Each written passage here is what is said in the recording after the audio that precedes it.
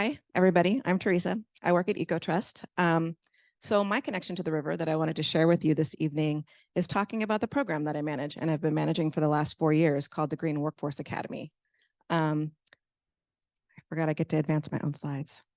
So the Green Workforce Academy is an effort that is put on by a collaborative of folks, which include the organizations you see here, Wisdom of the Elders, Self-Enhancement, Inc., EcoTrust, NEA, and the Blueprint Foundation. And we've been around for about 5 years, and the work we do, and here's just a cute little picture of one of our recent cohorts. I try to throw in some pictures so people could see the folks that we work with. But the Academy is a 5-week paid program, and it's meant to do a lot of things.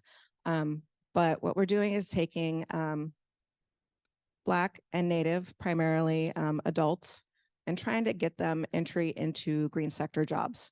So the outcome being, we want to diversify the workplace. We want to provide Black and brown folks with opportunities for building generational wealth. And we want them to have their seat at the table when we're making decisions like this and have those voices heard. And as a person who is Native as well, I'm Tewa. My family is from Okewinge Pueblo in New Mexico on my mother's side.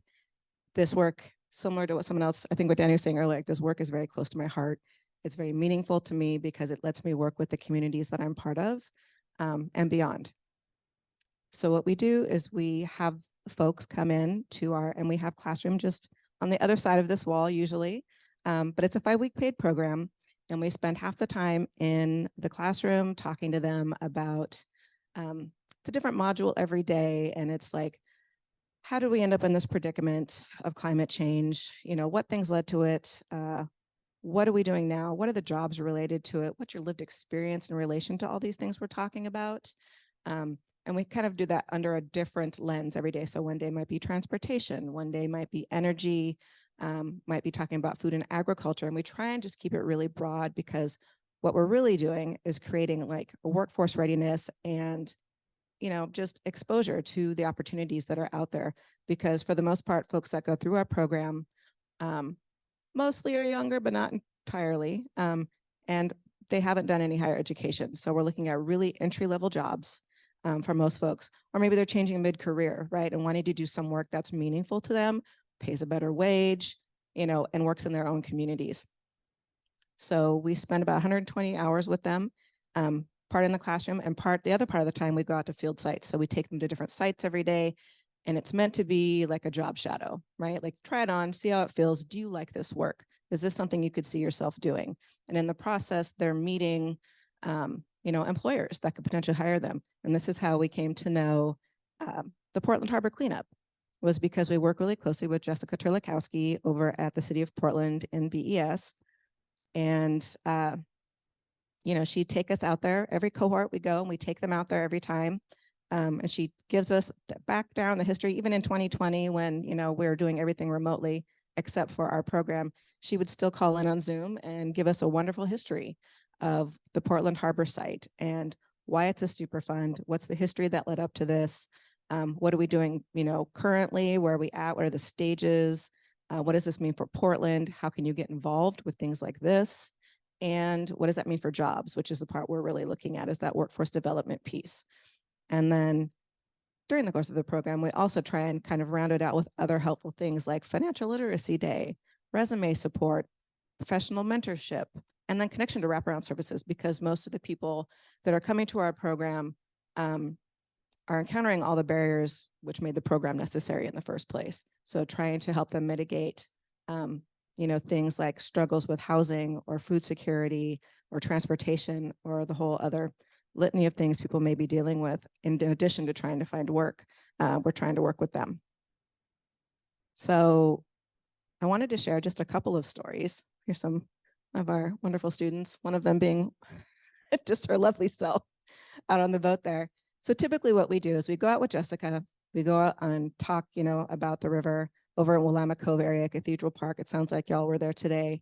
And sometimes we leave from there. Sometimes we leave from the Ross Island over at Willamette Park.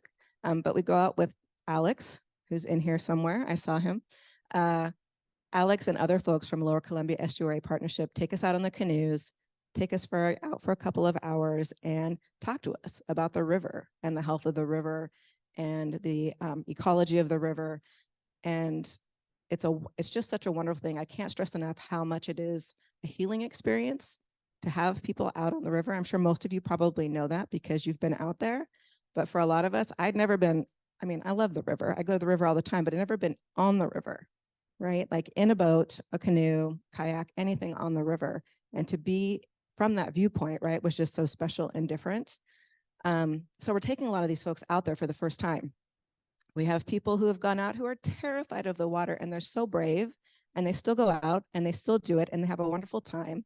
And so I was going to share a couple of, like, just a story from me and a story from one of the women that we went out with. And that is, I know that in 2020 and 2021, I didn't go out.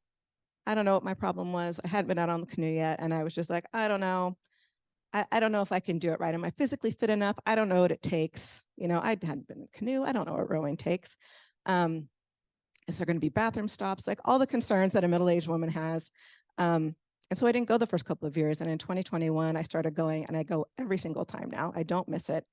But I know last year, the time that we went was our very last day of the cohort before our graduation. So it would have been 5 weeks every day. And it's always like, you know, you're full on, you're running every day in the management of the program. And I just didn't want to go.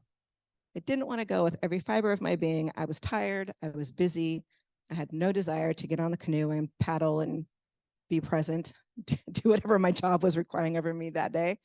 And I was the supervisor for the day, so I had to go. No options. So I went, and of course, 2 hours later, we rolled back up, and it was the most relaxed I'd been the whole cohort. My physical self, my mental health were all remarkably improved after that little bit of time on the river. And I know that's what my students and the people that we, you know, go out there with are getting every single time we go out there. And it's just such a beautiful experience. And then we had, I think it was last year, we went out and we had a mother-daughter who were in our program. So mom was 63, daughter was mid-30s, late 30s.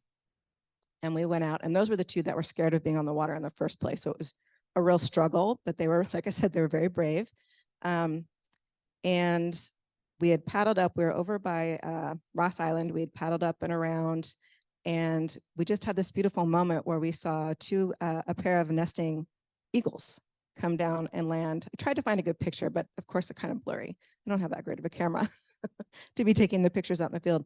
But a nesting pair of eagles landed, and the mom was just like, I've never seen that. I've lived in Portland my whole life, and I've never seen eagles, let alone two, living here at such close range that she could see them easily, and was, you know, very, very moved, right? As were all of us, because it was really special to all of us, especially the natives in the boat, right? We were very excited to be seeing eagles in person.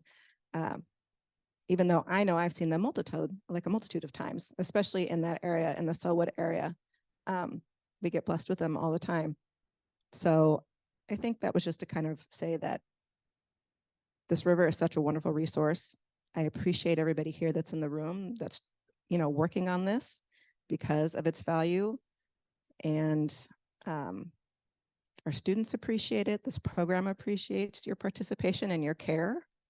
And I think the shared love of this river and this resource, and you know, with the goal of restoring it as much as we can to its previous wonderful nature. You know, when we go out, we get to see, you know, our wonderful guides will tell us, like, this is what it looked like pre-contact, right? This was the shape of the river. This is what the water did. This is what the marshlands looked like. This is where this used to flow before we decided we needed to try and control it and, you know, channel it and make it a thing that was useful to us for the purpose of, you know, building a city.